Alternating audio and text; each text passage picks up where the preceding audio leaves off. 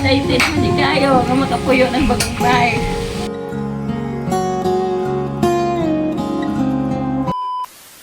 Meron na naman tayong update ngayon sa bahay ni Ate Russell.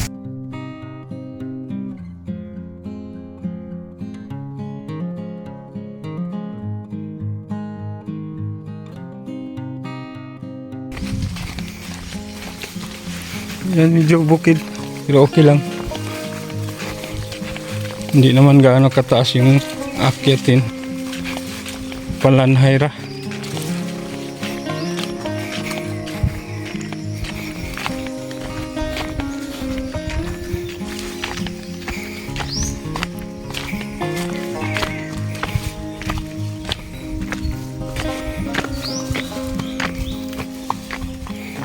Ang bilis lumakad din Ate Russell. Sanay sa bukid.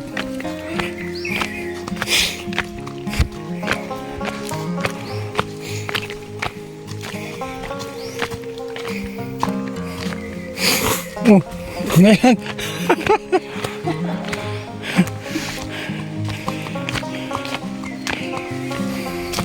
Yan, kahapon hindi po tayo nakapag-update. So ngayon na.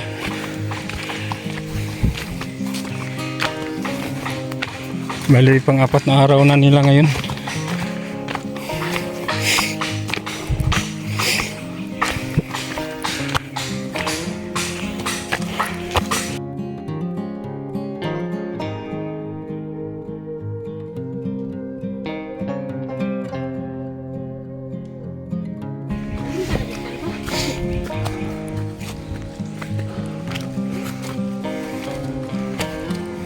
Ayan. Ito na.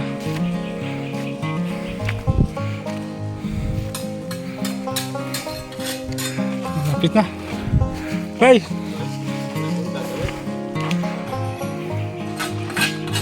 Kabalay na, kabalay.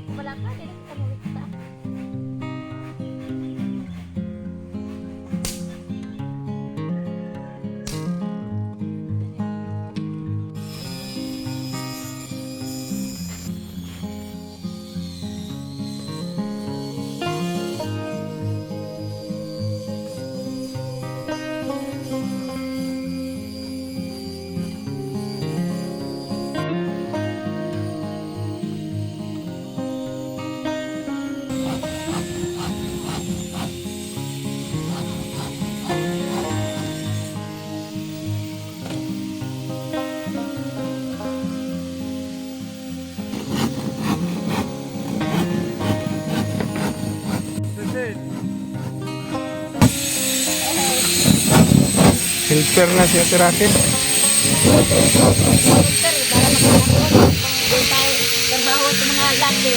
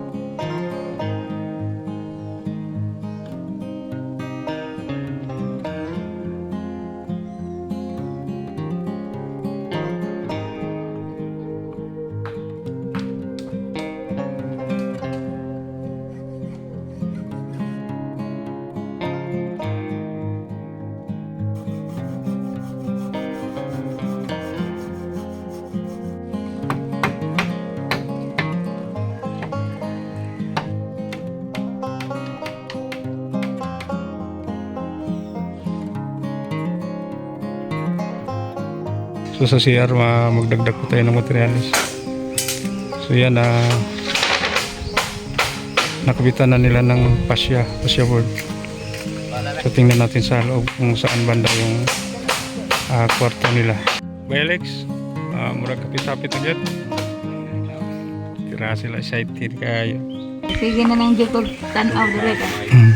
Para yung tanaw dyan ko kay di dyan ko kasabot akong gibate dyan basta makatanaw ko sa akong bahay. Salamat talaga sa imong pagtulong sa amin ha. Salamat ko sa imo ma'am. Dahil talaga hindi talaga namin ito naitinihan talaga to kung ano nararamdaman ko kayo. Ang pagkasaya ko talaga ma'am. Salamat talaga sa bahay ma'am. Malapit na ma'am, malapit na kami makatira dito. Salamat. So yan. Doon nga pala na ako ma'am, pasensya na kung umiyak ako ma'am ha, dahil yung iyak ko talagang napakasaya ko lang yun. Tears Iyak yun of sa joy. kasaya. Salamat. So mo ni ilang kuan diri hallway dito yung sala nila at saka ito yung kwarto nila ni Kuya Alex at Russell. So lagyan natin ng kanabang kama ba ha? Saka dito ang kwarto sa mga anak nila ni Ate Russell. Lagyan natin ng double deck dyan tapos isang kama din para sa panganay. So dito CR. So maghukay pa tayo dyan. Lagyan din natin ng wash bay. Pwede dito manglabas si Ate Russell sa loob.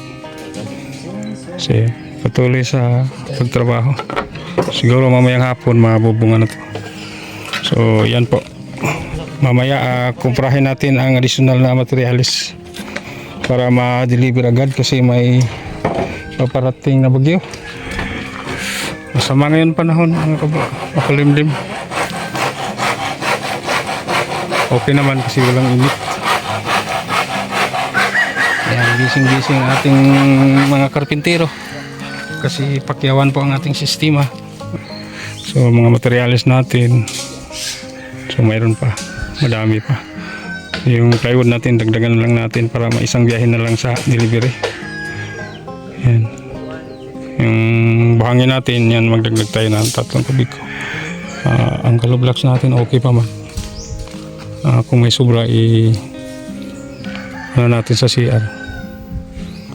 Dapat natin sa CR. Siya na balik tayo mamayang hapon para tingnan natin kung mabubungan na ba nila. Yan ang ginawa nila sa ngayon, nagkabit ng fascia board. Ayan, so dyan sa baba nilagyan nila ng kahoy yung simento para kabitan sa marko at dingding. Ayan.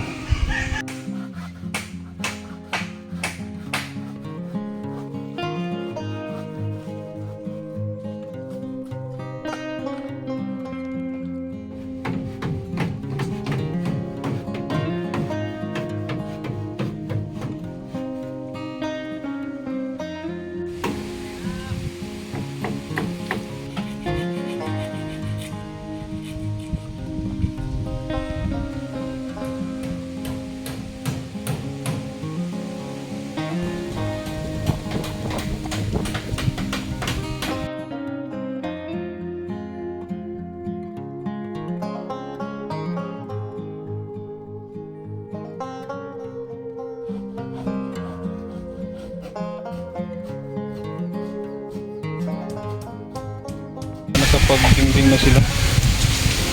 Tapos nang nabubungan, dingding. So yan po ang update natin sa ngayon sa bahay nila ni Ate Russell at Kuya Alex, yung pamilyang namamasura. Siya na mga kabro, so malapit ang matapos ng pagdingding. So pagkatapos nito, piturahan natin. And dito flooring. Diyan. So ito yung lababo nila dito. Saka dito yung saingan. Saka dito yung CR dito. So yan, patuloy pa sa pagdingding.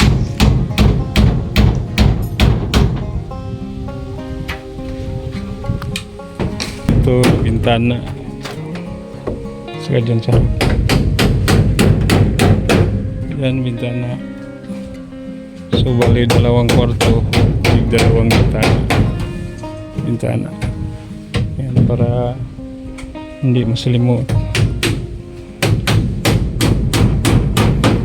So pagkatapos dito siguro mag ano sila, flooring.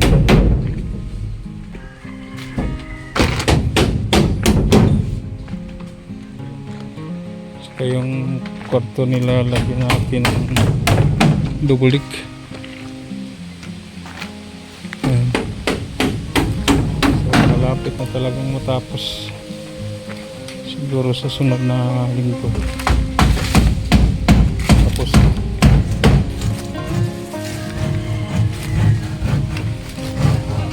Yan, maraming salamat sa ating sponsor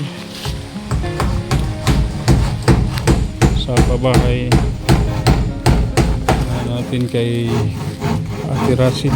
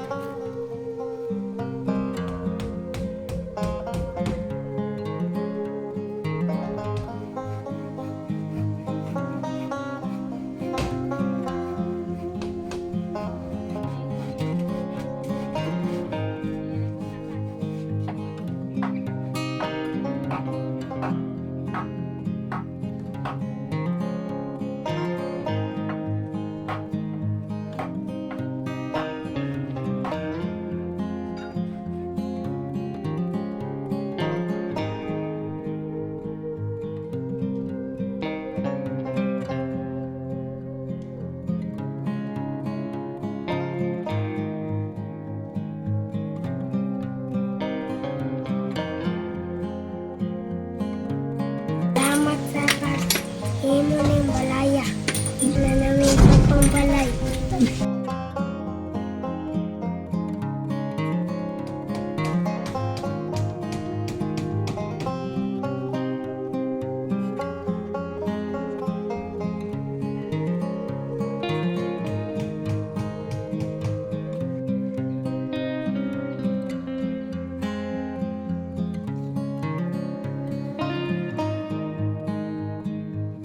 Ayo, Tirasil, kapatangin mo man. Naman yun. Naman ang yun kay sigihan man mo. Tutok. Hindi kayo, makapuyo ng magkakay.